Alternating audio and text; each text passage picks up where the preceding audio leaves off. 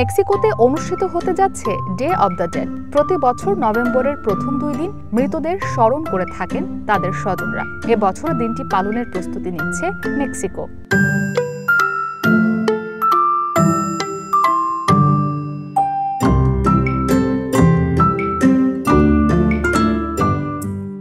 প্রস্তুতি হিসেবে এরই মধ্যে ভ্যালে ডি ক্যাটরিনাস পার্ক সেজেছে ভিন্ন আবহে।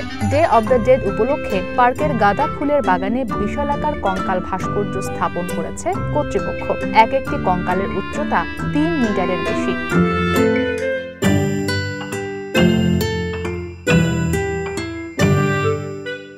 মেক্সিকোর ঐতিহ্যবাহী হস্তশিল্প পদ্ধতি কার্টুনেরিয়া ব্যবহার করে স্থানীয় শিল্পীরা ডে অব দ্য ডেড উপলক্ষে কঙ্কালগুলো তৈরি করেছেন, যা পার্কে আগত দেশি বিদেশি দর্শনার্থীদের আগ্রহ বাড়াচ্ছে।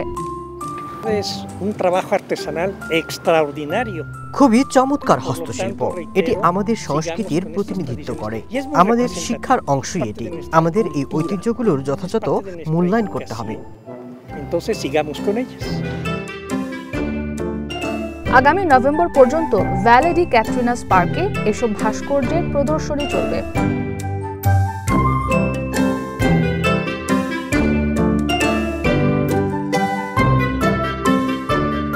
ইসরাত মুক্তি, ওয়ান ইন্টারন্যাশনাল ডেস্ক।